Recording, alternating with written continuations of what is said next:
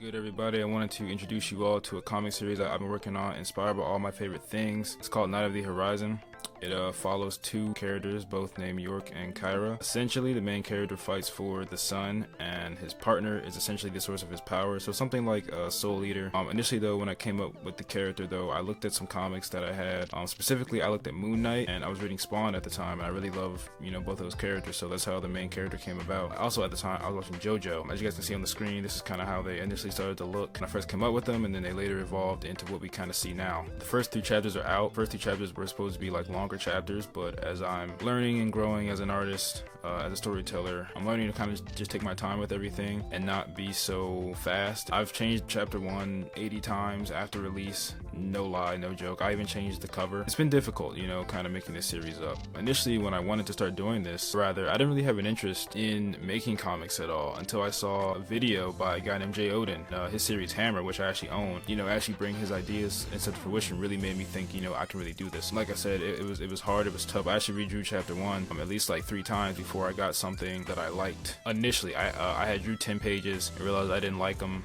and then I restarted again, rewrote everything. Scripts were very long and hard. It was just a lot, but I'm glad though that I actually made it through the first chapter, because I was gonna quit. But anyway, though, going back to what I said previously, it's inspired by all my favorite things, not just anime, mostly superhero comics. I absolutely love superheroes. I grew up watching shows I really enjoy still to this day. The DC animated universe. Actually, mostly. That's actually what the art style is inspired by. I get a lot of my art style and ideas of how I tell the story through those episodes and how they're kind of told, through beginning, middle, and end. And you have the first act, second act, and the main character comes in, and that's why chapter 1 starts the way that it does. Characters sitting, chilling, talking, and then boom, plot happens, right? And that's how the episodes tend to go. So that's kind of where storytelling came from, at least for the first chapter. And then I just did chapter 3, put it out a few days ago, I want to say, maybe a week ago. And even during chapter 1, I had got to a certain point where, I just couldn't think of any new ideas. I was trying to follow the script, and it was getting boring. So I just started just picking up pages on the spot, not necessarily doing so much thumbnailing. And I think it makes the story and creating process much more fun and definitely much more enjoyable. Actually, there's a bunch of characters that I've shown and introduced that wasn't supposed to be shown or introduced, but again, things were getting boring, and I get bored a lot. So if I'm bored, then I feel like the audience is bored. So the series honestly wasn't really ready to be released.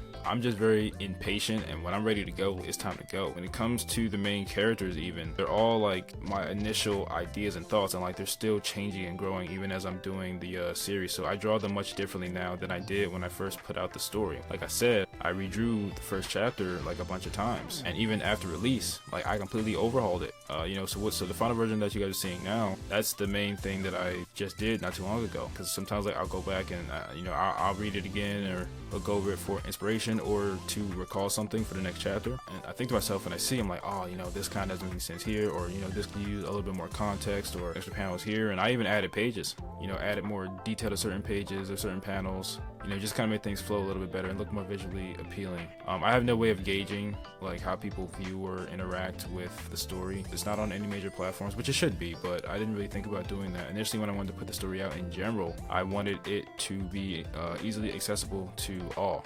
Just click the link and you go right to the story. There's no sign up, there's no ads, because I don't like that. So, and I tried scrolling through Metabang the other day, or actually just last night, yesterday, whatever like that. You go on the website, it's like an error, just not intuitive, at least not for me. And then I also tried to scroll through Webtoon. Somebody said I should put my series on Webtoon. The pages are specifically made to be read left to right. I don't know or understand how to draw Webtoons. I've read a couple that I enjoyed. Really only like a handful. I don't like Webtoon either. It's not for me, I don't really know who it's for. I don't like the whole scrolling thing. And I find with a lot of Webtoons and most Webtoons, they're not really high quality. It's more so I see a lot of girly stuff in there. Even the more popular series I know Tower of God just came back out with season 2. I really don't like that show. Also, by the way, side note, I've been watching One Piece, getting caught up. I just finished Whole Cake Island. Wow, I really did not like Whole Cake Island, and I was gonna do a video on that, but I was like, would anybody really want to see that? Just going back to what I said, title of the series is called Knight of the Horizon. I went through a whole lot of title stuff with it.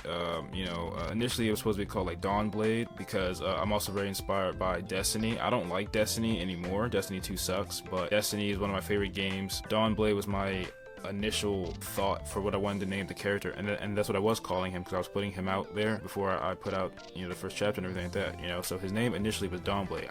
The reason why, I don't think I said this, but you know, he's inspired by Spawn and Moon Knight. You know how Moon Knight fights for the moon and all that, my character fights for the sun, and I came up with that concept because I like to watch the sunrise. So there is a lot of characters in the series. Most of them I want to say I'm making up on the spot, but not really. One of the characters from chapter 2, actually both the main characters from chapter 2, Executioner and Brazzer, were both very new ideas. I knew I needed somebody. I knew his backstory already. I knew I wanted it to be dark and gritty and torturous. That scene, that entire chapter was inspired by Tokyo Ghoul. That's what basically chapter 2 was inspired by, you know, the whole torture scene. Like, I knew I wanted my character to be tortured. Moving on, so the setting. Right now the setting is Mayhem City. A little backstory behind Mayhem City. Initially all the characters were supposed to have their own universes. I decided ultimately to take all my ideas and put them into one universe. And so Mayhem City was actually the setting for another character. I didn't know where I was going to place my main characters. I had written initially they were going to be on an island like in Scissor 7, but I thought that was boring and I didn't know how to do that at the time in terms of like making up a setting, making up a world, you know, because I was still very new, and I'm still very new. But you know, initially when I was coming up with everything, I said, you know, I didn't want to do a city because cities are kind of lame, but there's a way to do it though to make it interesting. Ultimately though, I decided to put them in Mayhem City because I want the city to be a character in itself. So that's why it's Mayhem City, and there's more context on that coming of how the city works, where the city is in context to the rest of the world. The world and everything is gonna matter and get expanded upon in future chapters. The story is long. I don't know how long. That really depends on how far I'm willing to take it, but it is going to be long though. You know, not One Piece long. My current thought process is, again, episodes of like Superman or Justice League, where like you have the main character, or I'm sorry, you have the main characters going to fight the you know, the villain of like that particular chapter, and then it all leads into like a final boss, kind of like how with Justice League season 2, you know, they fight all those rogues and then in the end they fight like Luthor, something like that. Or I can tell it in the way originally I was going to tell it, where you have an overarching villain and then the kind of, you know, you have like 6 to 12 chapters, you know, just fighting, focusing on that main villain while also highlighting there may be something else going on with other parts of the city. But the first initial arc, though, I can say this though, will be Criminal or Crime Saga. I don't know what I'm gonna call it yet, but it'll be Criminal Crime Saga because the city's vast. There's different things going on. There's a hint to later events in chapter 1. Like, everything is a hint to later events that will come back later. Everything's pretty much already written to tie into other things, raise questions, and later have those questions answered while also raising more questions. It's very complex, and I hope people pick up on it. There's no way for me to gauge those kind of interactions or interpretations. All I can do is hope that when you guys read, you guys understand the story and what I'm trying to do and say. Going back into some of my difficulties and hardships, definitely it was difficult to get started initially. You know, I watched a bunch of videos. Like when you Google or YouTube, you know, how to draw comics, how to write comics, you're gonna get a lot of varying answers and interpretations of how to go about it. I even bought books. Like, I'm very invested into the craft. I can't tell you how much money I spend on books. Like even sitting next to me here, I have a perspective book and I have the manga guide and manga. I also have the comics making Bible, How to Draw Comics the Marvel Way. I've read it, I looked over it a bunch of times. Doesn't really help me. I see how it can help others, but it doesn't really help me though. I'm trying to be unique.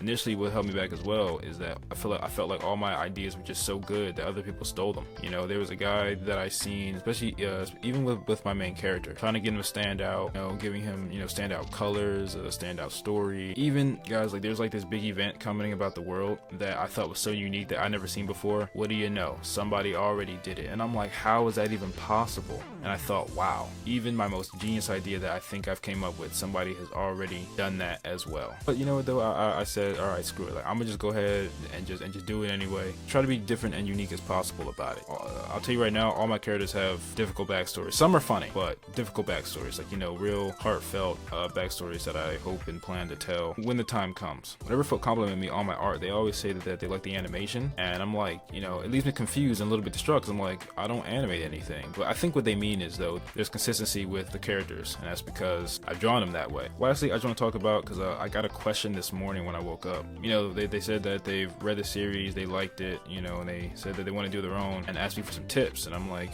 wow, you know, somebody thinks that I'm good enough to ask for tips for. He asked me for tips about getting started and all that. And I told him basically, you know, do what you want, draw what you want to draw what you like and enjoy. That was something that I'm still learning to do as well, and that's kind of the thing I'm telling myself, because what stops me is limiting myself and my imagination, thinking that I can't do something because, you know, it might be weird or it might come off as cringe. Just do what you want and what makes you happy, because you're giving them the story, and it's up to them whether or not they like it or not. And the thing is too, I haven't really gotten any complaints as far as, like, you know, people who have read it and you know, have that I've talked to on the regular and that have seen it, you know, always say that so far, say that, you know, the story's pretty good, you know, especially for my first story, you know what I mean? And like, this isn't like some one shot as well. This is the story that I'm gonna write in full until it ends. Mostly I see people trying to be manga artists. Like, I don't really call my story a manga. People kind of just, you know, think that that's what it is.